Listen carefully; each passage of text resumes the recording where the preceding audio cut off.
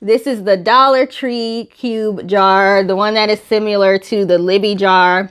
These come in a large box from Dollar Tree. So this is not going to be considered my luxury line of candles, but the candles in these type of jars are going to be in my luxury line. And then this Dollar Tree jar gave me so much trouble, like trying to find wicks that would melt the corners of these things. Oh my goodness. I don't know if it's because it's square, so there's more corners, whereas with the round jars, you don't really have corners. So I ended up going with 2 CD10s in a diagonal because I could not get them in the middle when I was doing them straight across. So I said, you know what? I'm going to do a diagonal, one on this corner and one on that corner. So far, that has worked the best for melting it all the way down. Now, sometimes with these jars, there may be one corner, one or two that don't melt all the way down initially, but as the candle continues to burn and gets closer to the bottom, the flame gets larger, the jar gets hotter. Eventually, that corner will end up melting. But sometimes you have to light this candle and use it a couple times for the corners to melt. So I tried to look online to see what wicks people were using in these jars since they're pretty popular, and everybody was saying different things or they were having trouble themselves. So I just went with 2 CD10 wicks. Now I did try some zinc core wicks in these, but I'm finding I don't like zinc core wicks because they tend to mushroom more. But it seems like to me the flame is a little like hotter or larger on those type of wicks. So maybe if I find the right size zinc core wick, that will work for this. But these are just 2 CD10s right now. So if any of y'all have been successful with wicking this jar, let me know. What wick did you use? What type of wax? I have 4630, IGI 4630 in these jars. I think IGI 4627 is popular, but or is 27 or 23? I don't know. It's so many numbers. There's another IGI wax that starts with the 4 that is popular, and I think they were out of stock, so I got the 4630, and I pretty much like this wax. I think it has a good scent throw. So let me know, what wicks do y'all use in these Dollar Tree cube jars? They're just like the Libby jars. Let me see. All right, y'all, so I'm back testing another candle. This is the Green Garden candle that I'm going to be selling. It's going to be a 3-scented candle. So it'll have fresh cut grass on the bottom, fern in the middle, and basil or fresh basil on the top. Right now, I only have 2 scents in it because I'm waiting on one to come in the mail, but I'm doing the testing anyway. So this is the Dollar Tree jar. It's similar to the one that Libby sells. So a lot of people, when you see this square jar, it's either a Libby jar or it's the Dollar Tree jar. A lot of people will pick it up from Dollar Tree just because you can save on shipping. So I use 12% fragrance load in this. I'm using IGI 4630 wax, and I'm using 2 LX10 wicks right now. I kind of felt like they were going to be too small. I tried one CD10 wick in the same jar but with a different scent, and it wasn't melting the wax fast enough.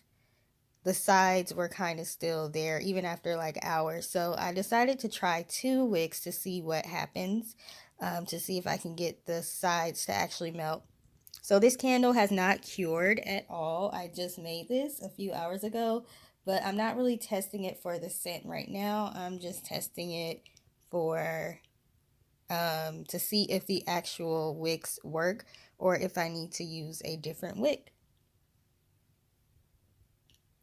So I will come back with an update when I am done testing this candle. Also, this is not the color that it's going to be. It's going to be a different color green, more of a green that matches the label. But right now, this is not what it's really going to look like. I just wanted to be able to separate the basil from the fresh cut grass. So the white is the fresh cut grass and the green is basil. So that way I know which scent it is when it actually melts down. All right, so see y'all in my next video clip. Bye. CD10 in here. One CD10 wick, that wasn't working. Two LX10 wicks were not working. So now I have two Premier 55 wicks. And it looks like these two wicks might actually work. I feel like the edges would have already been melted down by now if I didn't already have the middle part was already pretty much melted lower than the sides because I was testing other wicks before I tested these two. So I feel like if I had started off with these two Premier 55 wicks, then it would be an even melt pool right now. Alright y'all, so I have tested several wicks in this jar. I've tested zinc core wicks. I'm finding that I don't like those. Those seem to mushroom more than wicks that don't have a zinc core. And I've tested one CD10 that didn't work. I wanted to test one CD12, but I think I forgot, so that didn't work. I tried two Premier 55s. That really wasn't working. It worked in my other candles that have the same jar, but I think maybe I only filled those halfway, and that could be why those wicks were working in those testers. So if that is the case, that's why it's important sometimes to test a full candle so you can make sure the wick works for the top and for the midway point and the bottom, because it's harder to get a full melt pool on the top. So maybe that's why that I don't remember if I did it a full candle or if I did halfway. Anyways, I really wanted the LX10s to work.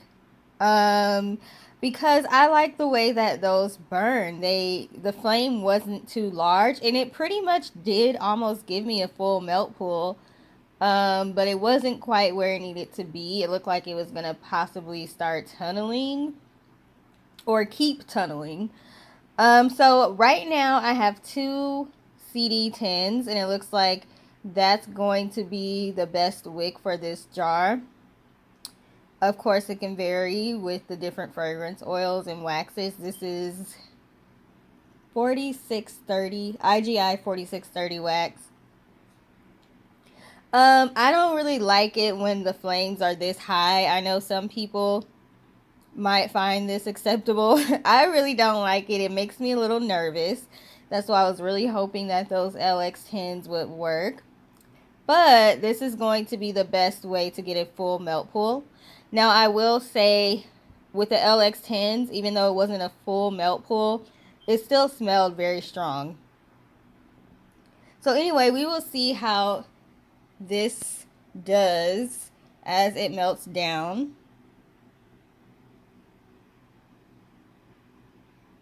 And then I'll come back to let y'all know if I am going to use these wicks in this candle.